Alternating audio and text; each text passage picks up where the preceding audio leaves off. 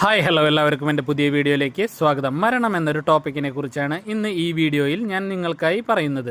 ഇന്നലെ ഉണ്ടായ ഒരു മോശം അനുഭവത്തെക്കുറിച്ച് ഞാൻ നിങ്ങൾക്കായി പങ്കുവയ്ക്കുന്നു. തൃശ്ശൂർ ജില്ലയിൽ തൃശ്ശൂർ താലൂക്കിൽ പുത്തൂർ പഞ്ചായത്തിൽ മാന്നാമംഗലം വില്ലേജിൽ കൊളാങ്കുണ്ട് ഭാഗത്തു നിന്നും മാന്നാമംഗലം ഭാഗത്തേക്ക് വരുന്ന വഴിയിൽ ഞാൻ ഇന്നലെ വരുമ്പോൾ ഉച്ചയ്ക്ക് ശേഷം ഒരു 4 മണി 4:15 കൂടി ഒരു മരണാനന്തര ചടങ്ങിൻ്റെ ഭാഗമായി ആളുകൾ പോകുന്നത് കണ്ടു.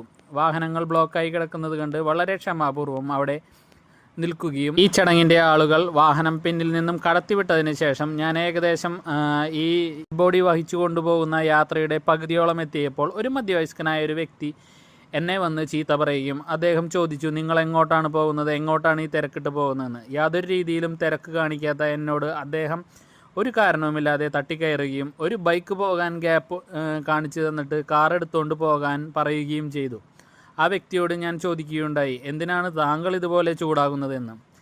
ഏത് ഒരു പരിപാടി നടക്കുമ്പോഴും അത് കല്യാണമായിക്കോട്ടെ, മരണമായിക്കോട്ടെ, അങ്ങനെ എന്ത് പരിപാടികളായിക്കോട്ടെ, ഇങ്ങനെയുള്ള പരിപാടികൾ നടക്കുമ്പോൾ ഇതുപോലെയുള്ള കുറേ ഇത്തിക്കണ്ണികൾ വന്ന് അവിടെ ഷോ വർക്ക് നടത്താനും വലിയ പ്രാമാണിത്വം ചമയാനും വരും. ഇങ്ങനെയുള്ള ആളുകൾ ഉള്ളത് കാരണം കൊണ്ട് തന്നെ ഈ മരിച്ചു കിടക്കുന്ന ഒരു വ്യക്തിയോടും അല്ലാതെ ആ ഫാമിലിയോടും മറ്റുള്ളവർക്ക് മനസ്സുകൊണ്ട് വെറുപ്പാണ് ഉണ്ടാവുക.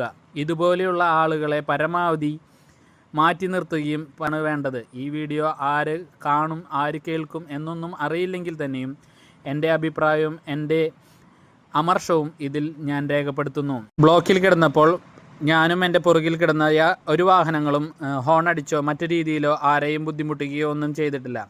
ഇതുപോലെയുള്ള ആളുകളുടെ കുറച്ച് തോന്നിവാസങ്ങൾ മാത്രമാണ് ഇവിടെ ഇങ്ങനെയുള്ള സംഭവങ്ങളിൽ കണ്ടുവരുന്നത്. ഈ കാര്യത്തോട് നിങ്ങൾ യോജിക്കുന്നുണ്ടെങ്കിൽ നിങ്ങളുടെ അഭിപ്രായങ്ങൾ കമൻറ്റായി രേഖപ്പെടുത്തുക. താങ്ക്